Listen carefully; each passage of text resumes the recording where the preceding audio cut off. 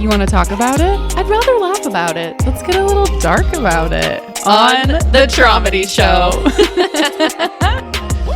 Welcome to the Traumedy Show. I'm your co-host, Rachel Wilford. And I'm your other co-host, Megan Wilford. And I just forgot how to fucking intro. I literally just asked Megan, wait, how do I normally intro? What do I fucking say? You had no idea. No. Yeah. It hasn't even been that long. No.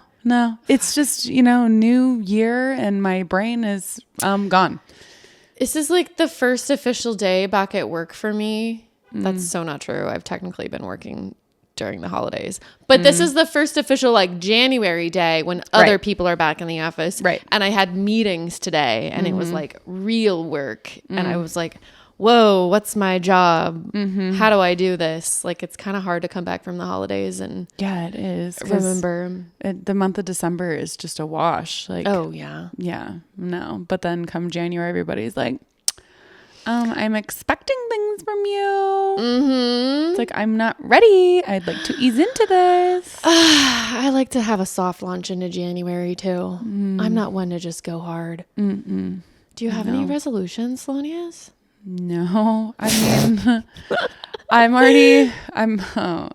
yeah, I don't have a resolution really because I quit my job. Oh, transition. I quit my Your job. resolution to be unemployed? Yeah, to be fun employed or to just find a new job. Yeah, which I guess if we're going to do tiny trauma and tiny triumph Let's get into first. it. Yeah. That's my tiny trauma is...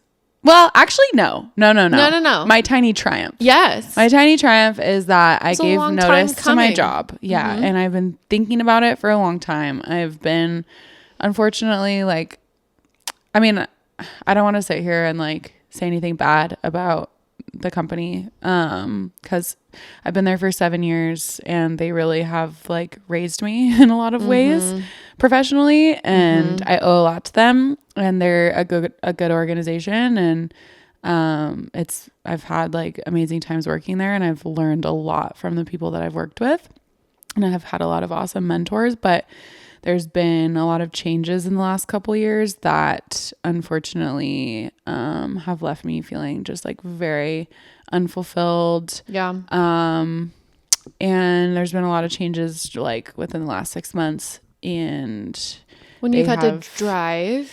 Yeah, I've had to drive really far, 4 days a week to the office now, when I used to be fully remote, and I was told I was going to be fully remote forever, which is why I moved further away. Yeah. So it's unfortunately made it kind of impossible for me to do my job, and it's not enjoyable anymore. And I don't have time to be applying and writing cover letters and interviewing and putting together a portfolio and everything. And doing the podcast, all these things, when I'm driving 4 days a week. For 3 hours each time. Yeah, it's a lot. It's a big time suck, and it's a big time suck for a job I'm not passionate about anymore. And so I've decided to just take a leap and give it up when I don't have my next thing totally figured out yet, which is really scary, but it's a triumph because it's something that I've been thinking about for quite a while. And it's a triumph because I'm a very practical, logical person most of the time. And I don't know. When I did it on Monday, I was texting you, it really feels so similar to when I left the wolf of just leaving a toxic relationship, the only thing I've ever known. And I don't know what's going to happen next. And it's a completely blank slate, but I know it's the right thing. And I just got chills. Something better is coming. So yeah, it was really brave. Yeah. It was really brave to do, but it was so clear that it was the right decision. Yeah. When it finally was time. Yeah, unfortunately. Prioritizing yourself, especially when you do have support and family and savings and a way to fall back. It makes sense to prioritize your own mental health and what's right for you. It was necessary. Yeah. It was necessary. So if you're listening and I don't know, of any jobs in marketing or anything you want to send my way, we'll just send you our gussets. Yeah. No, because ultimately, Megan and I really don't want to be working in corporate America anymore. We really want to be doing these side passion projects like the podcast and stuff, like we would love to make it big doing this so that we don't have to be working in the corporate world. So 5 jobs all at once. Yeah. Like, I don't know, support the podcast, share it with people, like help us grow. Mm-hmm. And then maybe I don't have to get a new job.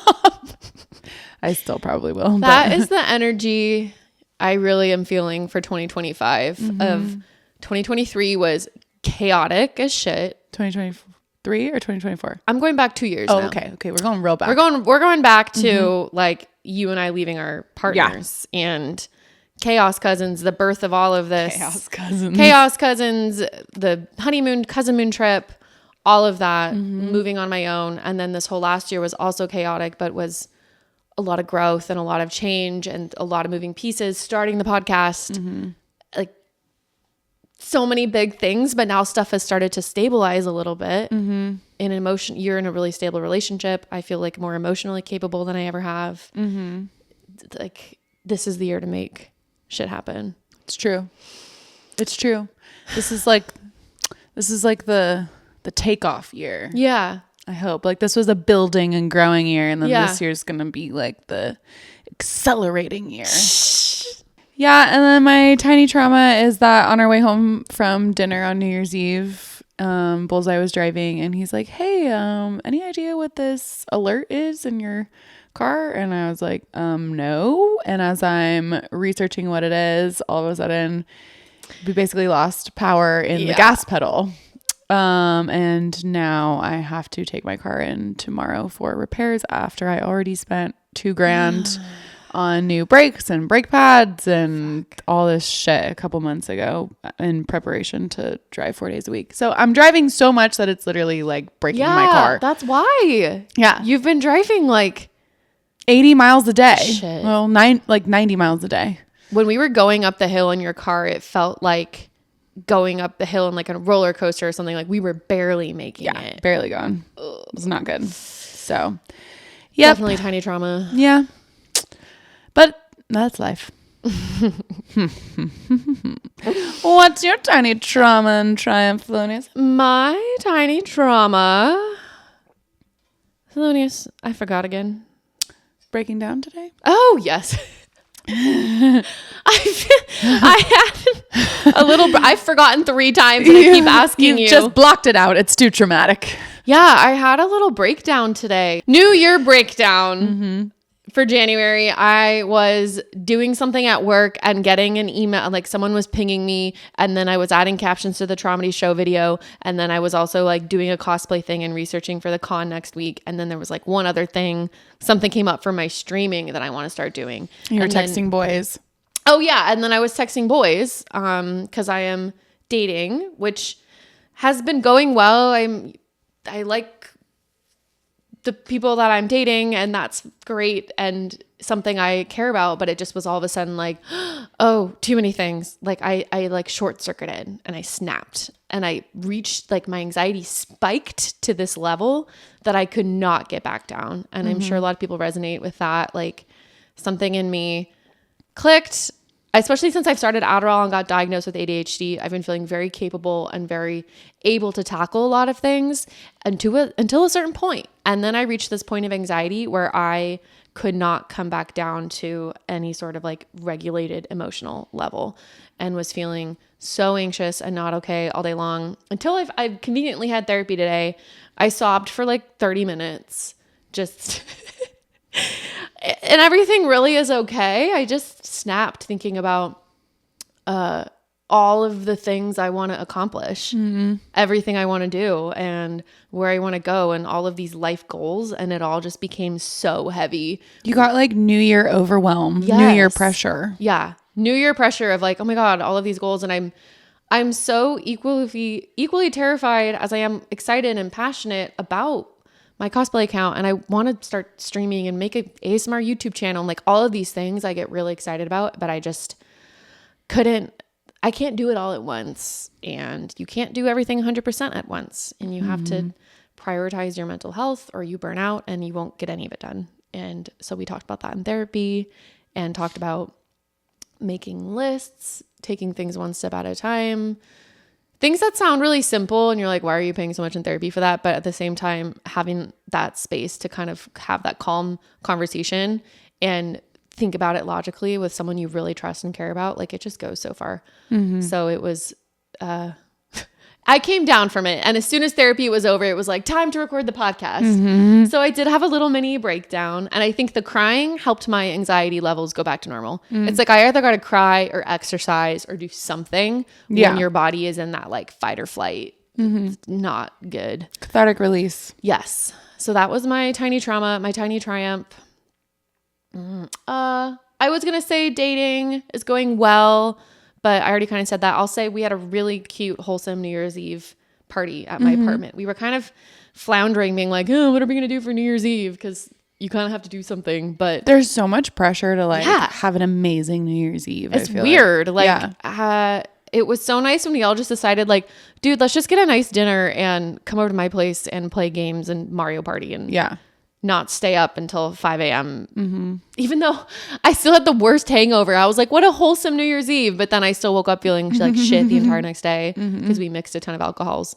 However, it was still very cute. We went around the room and talked about our resolutions and our favorite moments of Christmas and all these, I don't know, wholesome loved ones close by ringing in the new year. Yeah, it was just like close inner circle friends. It was fun. Yeah, that's my tiny triumph. Yeah, loved it.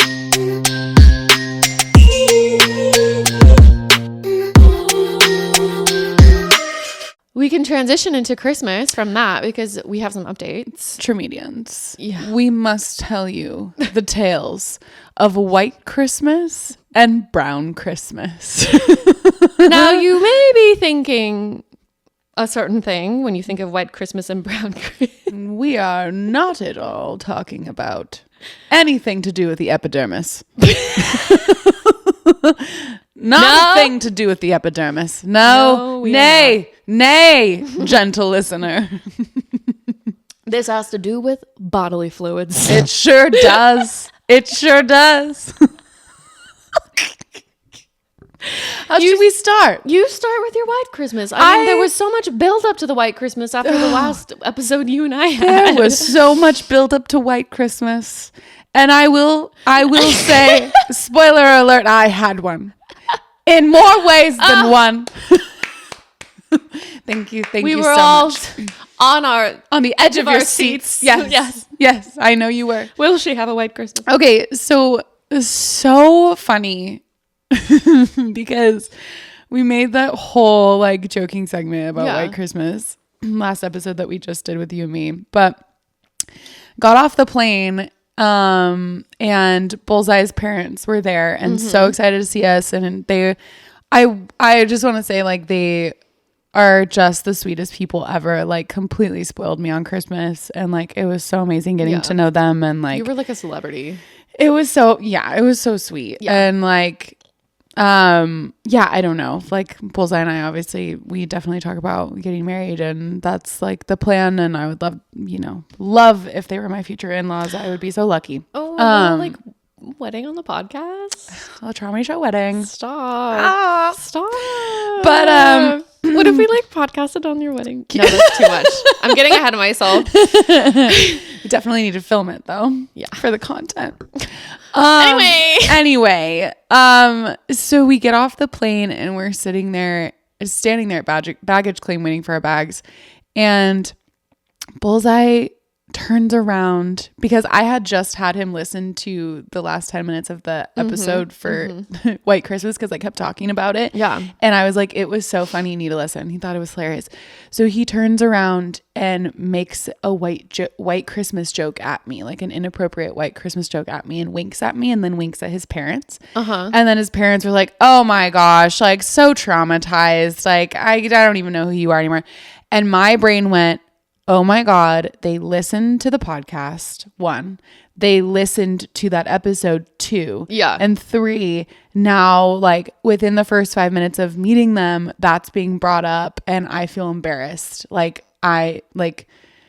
I made an inappropriate joke about like getting it with their son and getting a white Christmas, and like I'm embarrassed as fuck. Like this is being brought up. Like I don't know them very well at this point. He probably made the joke just because he had just listened to it. Yes. And so White Christmas was on his. Yes. Yeah. But I thought it was like inside joke between the two of them. They like that they had talked about the White Christmas. Yes. Yeah. His parents had said something to him about White Christmas.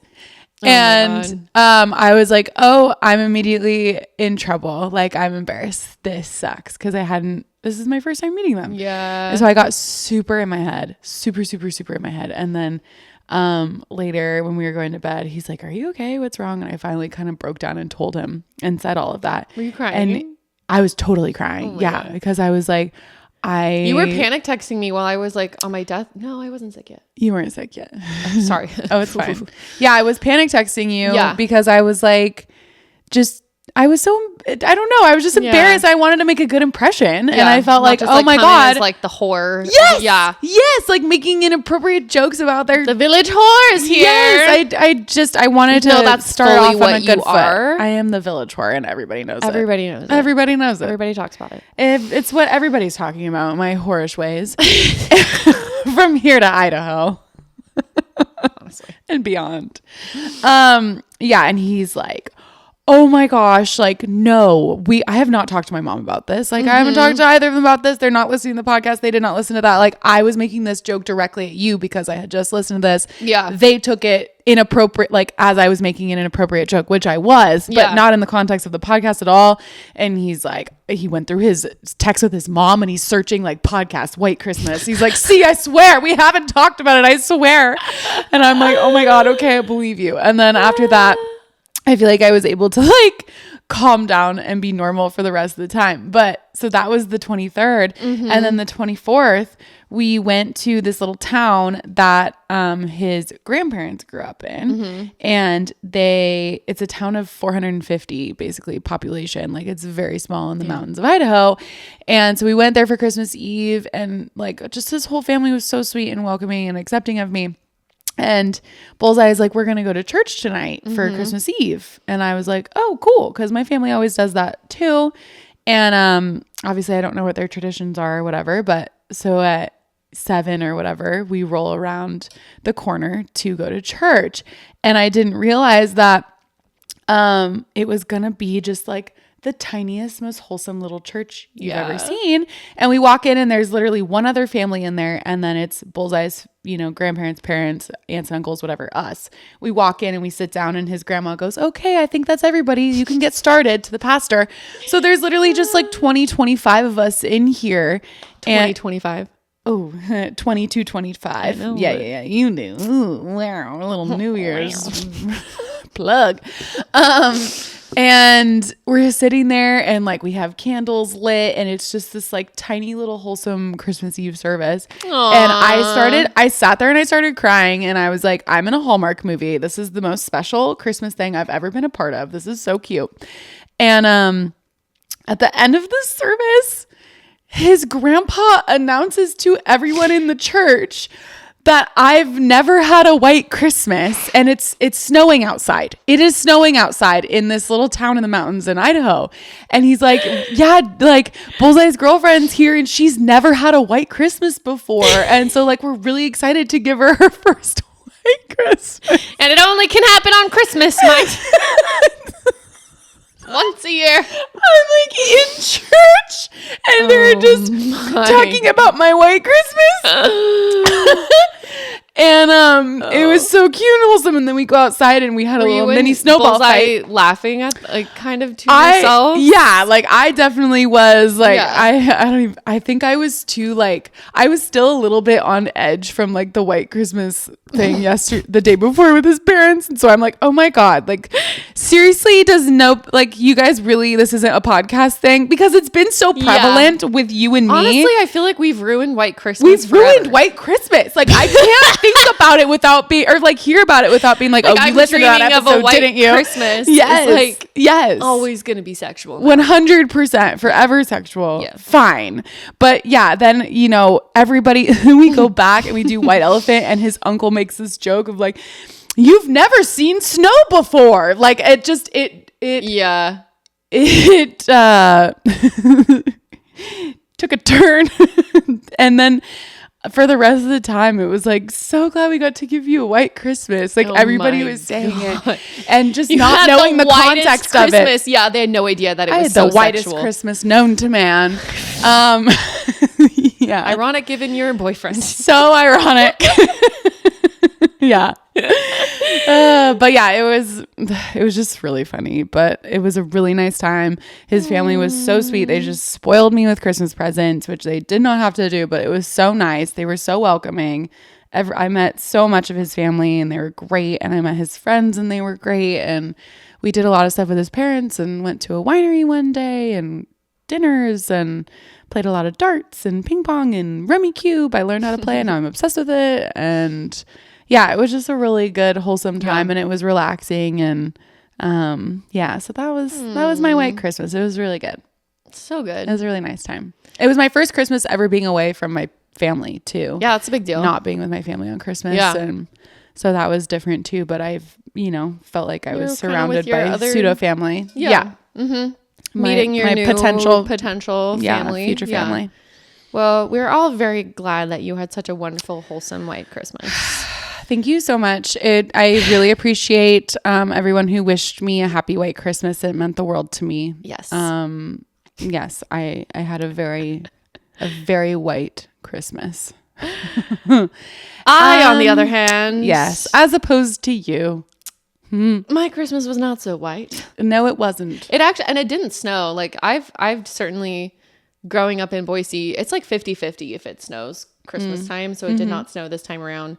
But I haven't been home in 2 years for Christmas, and I did go home this year, and I was there for like 6 days. Mm-hmm. And the first day I got there on like Sunday or something, really cute, got dinner with my parents. It was very wholesome, very sweet. And then the next morning I get a text from my mom, and she's like, hey, your dad and I have been vomiting for 10 hours straight. Like, we think we have norovirus. LOL, it's coming for you. And I was like, great. Oh, great. Great. It's coming for you. It's coming. Like, it was the most like this impending feeling of terror, and just, my parents had a Christmas party at the house the night before. So the party was Saturday. There was patient 0 at said party who had just gotten over norovirus and didn't stay home long enough. He infected every single person at that extended family Christmas party. I think it was like 27 out of 30 got it. Oh my God. So it was like a mass super spreader event. Dude. 3 of my relatives. Sean's wife had to go to the hospital too. Really? Yeah, Sean's wife, Steven's daughter, Carolina's daughter. My God. There was another one. But it was like the entire extended Wilford family was down for the fucking count. Yeah. And so it's extremely contagious. Like, if you don't know, norovirus it's known for being like the cruise ship illness because it is so insanely contagious, and it lives on environments for up to 2 weeks. So you have to deep sanitize everything. It's just insanely contagious and horrible. Like, I had norovirus when I was a senior in college, and it was the worst sickness I've ever felt in my life, like hands down. And this definitely rivaled it. It felt worse, but probably because it was like more recent in my head. So that Monday, I was just waiting for it to hit me all day. I was like, any time now. And I felt so paranoid because I'm like, oh my God, it's coming. Yeah. It was just a matter of time. Yeah, it was so scary. And then I finally take a nap, and I wake up from the nap, and I was like, oh, it's here. It's happening. Winter is coming. Like that one scene when they're trying on the bridesmaid dresses. Yeah. In Bridesmaids. Maya Rudolph. And Kristen Wiig is like starting to sweat, and she's like, it's happening. Like, that's the dread that I felt. Yeah. And you were shitting in the street. Oh, was I? I sprinted to the bathroom and immediately started vomiting. Mostly it was vomit. And also, if you're squeamish, just like skip this part, I guess, for the next 45 minutes. Just kidding. 45 minutes. This is the vomit ASMR portion of this episode. Listen, we keep it real. Shit and vomit. Hot girls get norovirus. Hot girls shit their pants.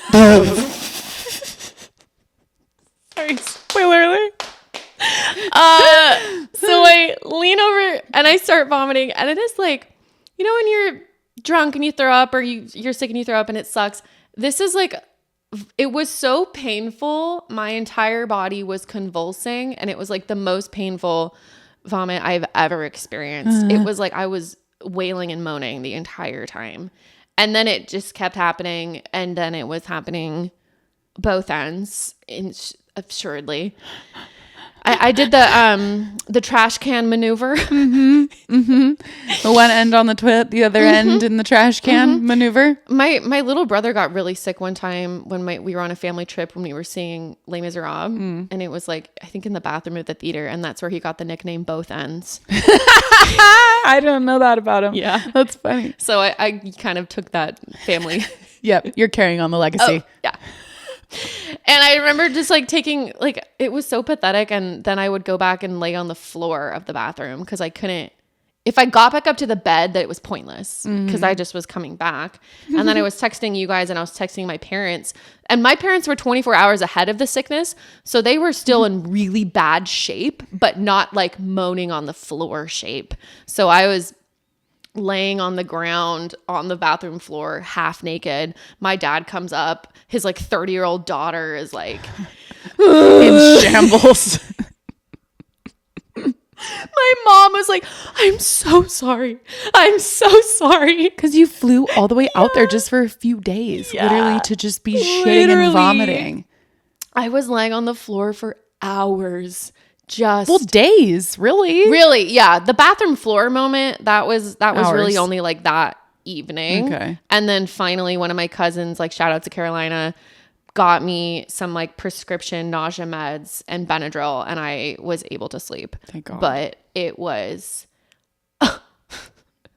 horror. Hell. It was hell. Like I just was like, wow, it's been a really long time since I've been that sick. And then the next day was also hell. Was so weak, could barely walk down the stairs. Like I think I made it down and we watched like 10 movies. We were watching Nacho Libre and I was like in and out of consciousness, and I'd be like and then I go and I'd fall back asleep. Dreaming about Encarnacion. And then I was like, did you not know I've had diarrhea since Easter's? And like the stretchy pants. Tell them what happened with your stretchy pants. Oh, I will. Okay. The three of me and my mom and dad, the three of us were just in the living room, literally taking turns, like limping to the bathroom. And then finally I was like, I need to go to bed. This is too much effort for me. So I go back up into the room, and you know, you just can't trust a fart. Never trust a fart. Always maintain trust issues with your farts. I think it was maybe the second time this has ever happened in my life. So it's only like if I get really, really sick. But all of a sudden I was laying in bed. It happened, and I just start like, I think I was laughing, and I was like, oh my God, oh my God, oh my God. And I run to the bathroom, and the first thing I immediately do was text our group chat. I was like, you guys, I just shit my pants. You guys, it happened. It's happening. It's happening. Like I was like live texting, like, I cannot believe that was Christmas Day. That was the birth of Brown Christmas. Yes. Like Christmas Day, like 4 p.m. Most people are having this amazing dinner. They've just opened their gifts. They're like talking what they're thankful for, the birth of Jesus. And you birthed a shit. Mary birthed Jesus that day in a little manger, and you birthed a little brown shit in your pants. Shit my pants. And I'm like, what do I do with these pants? I want to like walk down with my pants to throw them in the trash, and it's like hazardous material. Like it's I text my parents, and I was like, well, I just learned you can't trust a fart. And the three of us just got like so crass with each other because we were all just doing down with the sickness. We were down with the sickness. Yeah. So, I mean, at that point I was just kind of laughing because I was like, this is so like fucking stupid. Like this is the most ill I've been in 10 years. I just shit my pants and it's Christmas Day. Merry Christmas. Merry Christmas. And that's when I was like, you're having a white Christmas. I'm having a brown Christmas. Yes. I think on Christmas Day, I ate a banana and like half a baked potato was my meal. And at least you could hold that down. There was like a day where I think like the 24th. Well, that's when I started getting sick. I can't even remember, but It's all a blur. yeah, I mean, It's all a fever dream. it was, a free colon cleanse. Sure. I left Christmas Hallelujah. lighter, a little thinner.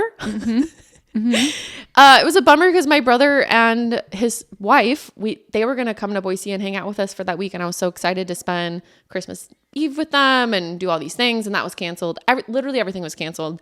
But then by the end of it, it ended up being pretty wholesome because it was like the most just one-on-one time I've had with my mom and my dad. And we were all so hilariously ill that we kind of just sat and watched movies all freaking day, but it was fun. I don't know. But once we were not like shitting our pants anymore and we were just tired and sick, it ended up being really wholesome. Yeah. And it was like, my dad was like, that was the most relaxing Christmas I've ever had. Like, it was like you were the illest you've ever been, but also this Christmas was the illest. You know what I mean? Like in a good way. yeah. Like what they say. Christmas was ill. It was Christmas. It was the illest. I mean, through it all, like I'm so glad I went, even though I just went to go get sick, but it was still just. I went to go get sick. You literally did. And then I didn't even see anyone until like Saturday when I came back because I was still potentially contagious. So it was, I don't know, it was really sweet bonding time with my parents on the toilet separately. And they have, they have like 4 bathrooms in the house. Like, Thank God for that. Like, I think we were all texting the group chat, like me and my mom and dad, when we were all in the bathroom, just like. Really bonding over your misery. Yeah. It was kind of cute. So Yeah. that was my Christmas. And that's a wrap on brown Christmas and white Christmas. Well, that's a wrap. We can probably put those to bed now. Yeah. Until a year from now when, boy, we'll see. We'll see. Hopefully only white color Christmas makes of a Christmas return. we have in 2025. I hope it's not like green Christmas or something. Yellow or Christmas. Red Christmas. Oh God. There's not that many positive colors. No. Yeah. White Christmases from here on out. Only we are a little racist with our Christmases from here on out.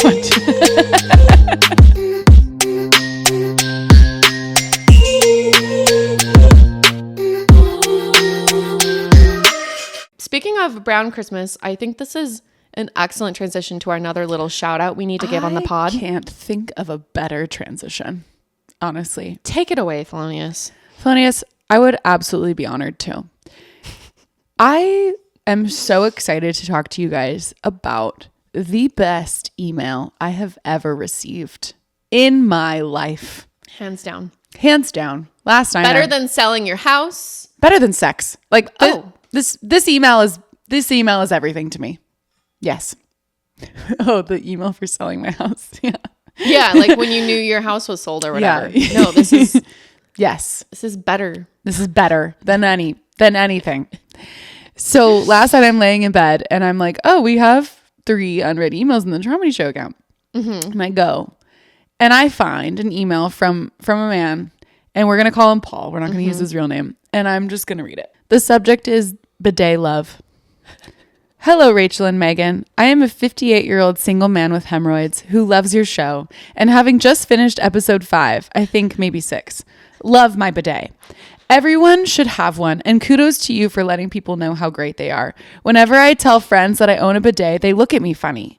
Also, doesn't work great on dates as a conversational piece. In all caps. But people should know. That's it. Also, really cool seeing you all living your best lives and escaping some not so great relationships. Cheers, Paul.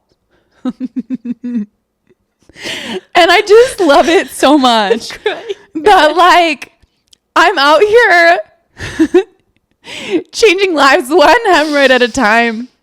You know, my vulnerability touched Paul in a way that no one else has touched him before. No.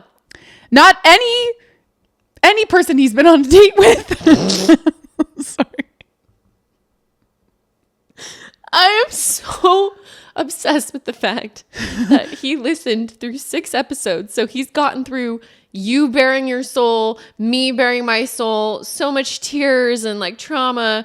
And his like main takeaway of I need to email these girls is to be like, I'm a 58-year-old single man who has hemorrhoids. I love the bidet comment. He's like, fuck your vulnerability about your affair and your, narcissistic ex-fiance. Like, when you talked about your butthole, you touched my soul.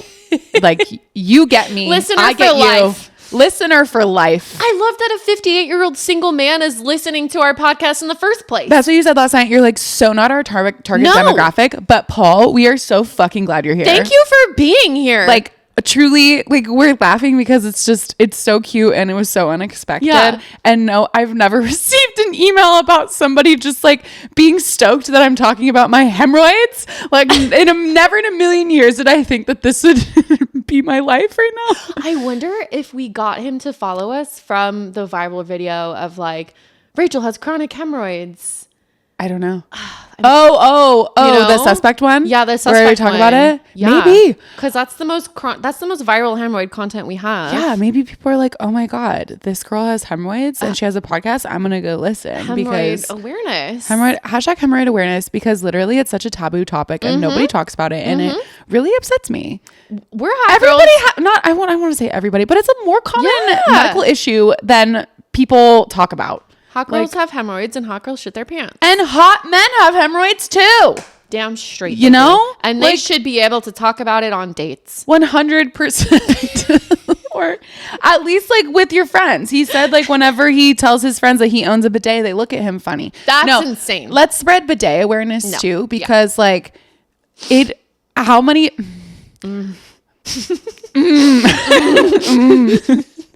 My bidet like saves my life on a daily basis. Like my hemorrhoids. A bidet a day keeps the hemorrhoids away. I'm telling you.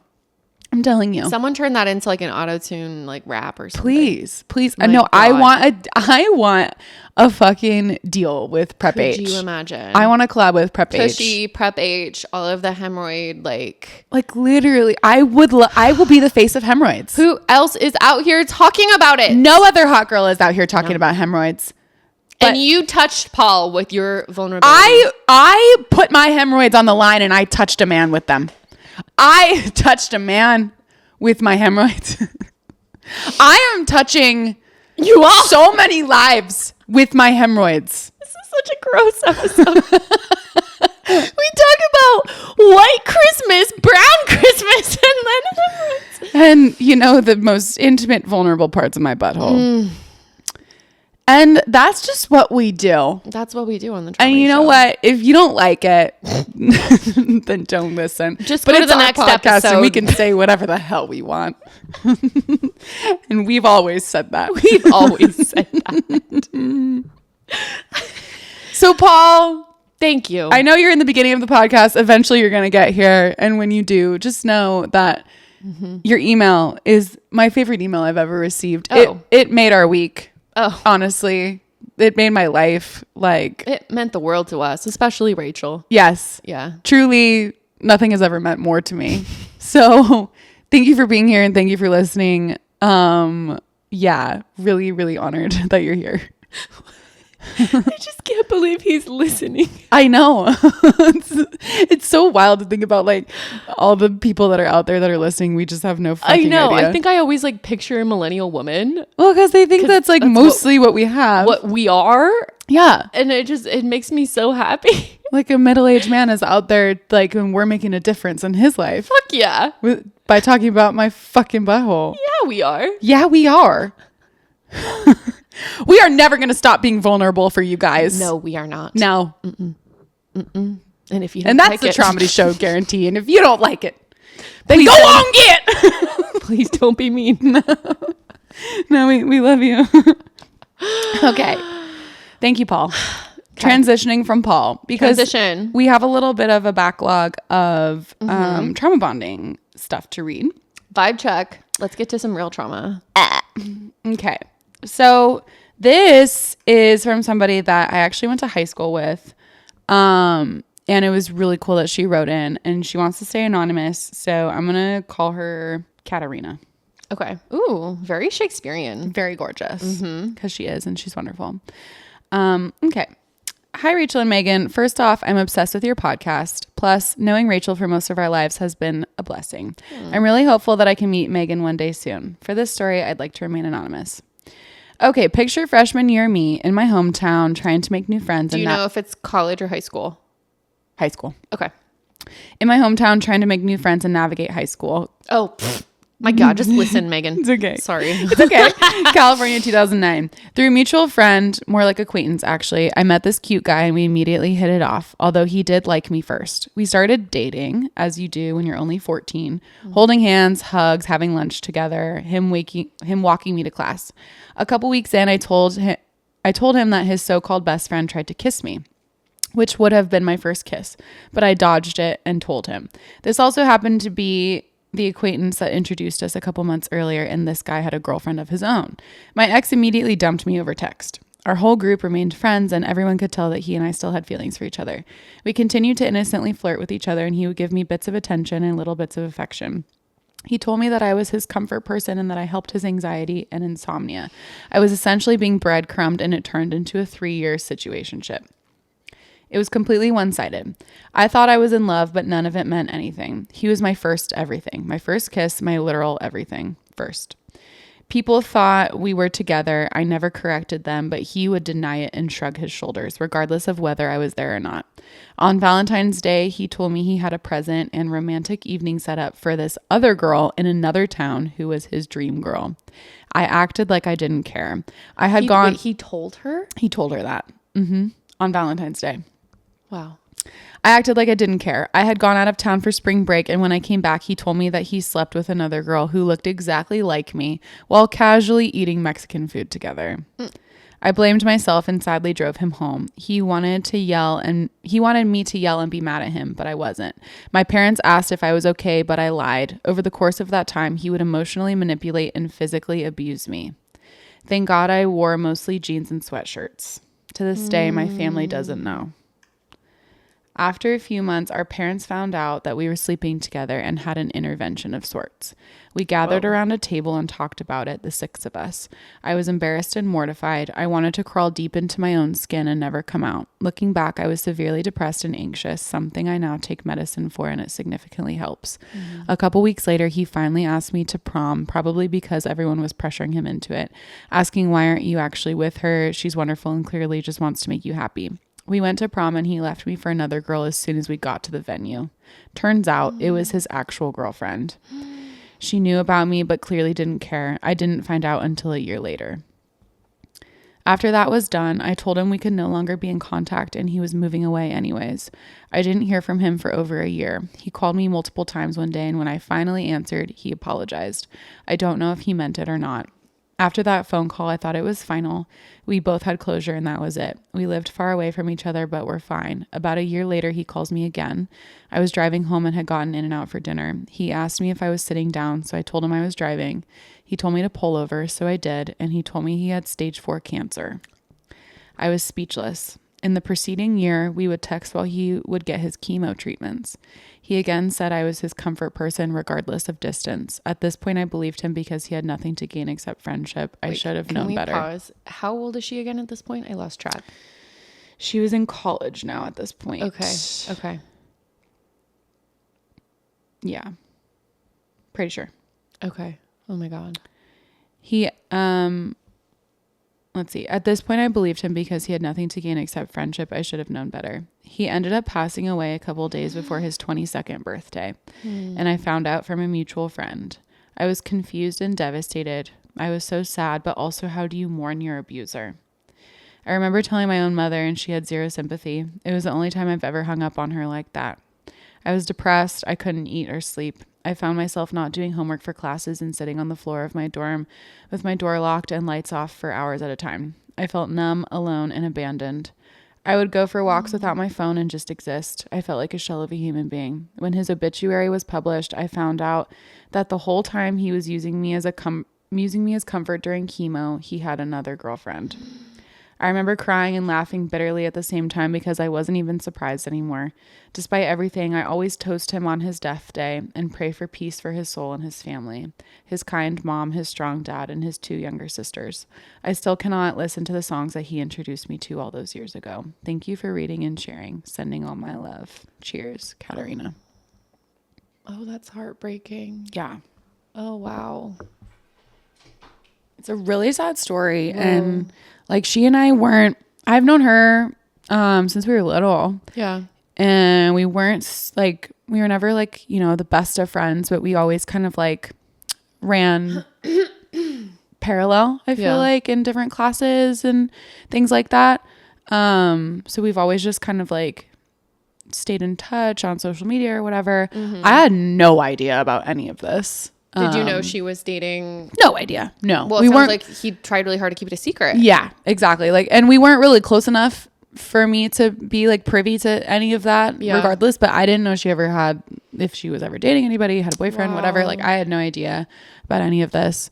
And yeah, it's a really heartbreaking story to like be there for somebody and to give them your whole heart and give them so many chances and chances and chances and chances for them to just, and like hope that they're gonna, treat you well and whatever. And for him to, be abusing her that whole time. And then for her to, it like broke my heart when I read it for the first time. And she was like, how do you mourn your abuser? It's like, cause she cared about him. Yeah. But in the end, like, it was very toxic and very sad. I would love to hear more I'm curious about the recovery process of that. And clearly there's something about why do you stay with someone like that? And like, I'm not a therapist, but I would think it has to do with your own maybe self-worth or self-esteem or how that would affect you in other relationships. Like that's hard to overcome, but it's certainly possible. Yeah. I mean, it was the same for me. Like, why did I stay with a wolf for 10 years? Totally. Like why do we stay with people who abuse us? You get stuck. There's a ton of reasons, like whether it's trauma bonding or self-worth or I don't know, like you really just love that person and you're being manipulated by what they're saying, like whatever. You genuinely believe that they are a good person and you just like tend to see the good in somebody. And like, especially him coming back with cancer and then still she's just the other woman that he's using. Yeah, it's fucked. Very selfish. Very, very selfish. It makes me think of our last recording just with Jacob, of Jacob describing the mindset when he would date multiple people at once of just, I was addicted and craved that attention. And that was like what made me feel alive, like what fueled me. And like if that guy had something similar where he just, one was never enough, I don't know. Yeah, who knows? Or like he knew, like she was a safe person and he knew that she was always going to be around and would answer his calls and be there for him. So he abused that. It's like when the wolf would keep calling, what was her pseudonym? The therapist. Oh, Natasha. I can't remember the fake names. It reminds me when he would call Natasha and for a while she would still talk to him because when you're a good person and you believe in the good in people and they come to you with problems and say, I have cancer, or I need help or something, it's really hard to be like, this is actually bad for me. Yeah. But well, thank you for sharing. Yeah, really. I'm sorry you went through that. Yeah. I really hope that you've been able to heal from that in whatever ways and grow and realize all of those ways you were treated has absolutely nothing to do with you. 100%. Your worth, who you are. And I hope you've been able to find someone who really shows you that, or also just find it within yourself, because you don't need another boyfriend or partner to. For sure. Yeah. And there is somebody out there that you can trust and that will treat you right and not take advantage of like your kindness and exploit it as weakness, because it's not, it's a strength. But like the right person will be deserving of like all those chances that you give and the compassion that you show. So, don't change that about you at all. And thank you for writing that in, because that was very vulnerable and that was very vulnerable. Awesome of you to share. So I keep getting these just like full body chills when I hear other people's stories like that. It's just like, yeah, you never know what people are going through. I didn't know any of this. I read it and I would just jaw drop to the floor. Like I had no clue. Yeah. Yeah. That's really special that people would share that. I know it is. Yeah. It is really special that, yeah, people send us stuff like that. They like just bare their souls for us to read. It's cool. Well, if you have a story you want to share, just a reminder, our email is, what is it? thetraumadyshow.pod@gmail.com. It is also in our Instagram bio. Yeah. Yeah. If you need help finding it. Yeah. And speaking of our Instagram bio, I just re-upped our merch as well. Yay. So you can go buy that again as a little New Year's present to yourself. And also, as always, don't forget to rate, review, and subscribe to the podcast because it helps us grow, and share it with somebody who might need to hear about a white or brown Christmas. You just never know. You never know who's needing that right now, or somebody that has hemorrhoids. Yeah. Like spread somebody who's in an abusive relationship. Yeah. With hemorrhoids. That's better. Listen, our podcast has range. Yeah, it really does. It really I mean, does. this episode alone. It's relatable as fuck. We covered a lot of topics. Yeah. Yeah. From like mental breakdown, quitting your job, New Year's resolution, diarrhea, hemorrhoids. Meeting the in-laws, potential in-laws, cancer. The full fucking abusive gamut. Relationship. The full gamut. No one can say that we don't have range. No. No one can pigeonhole us. No siree. All right, guys. All right. Well, we have a really cool episode. Oh, yeah. We should plug that. We have a really awesome guest coming on next week. Very personal to us both. Love her a lot. She has a really great story to share. She's very vulnerable. And you guys are really going to like it. It's good. Yay. Yeah. Stay tuned. All right. Bye. Love you. Bye.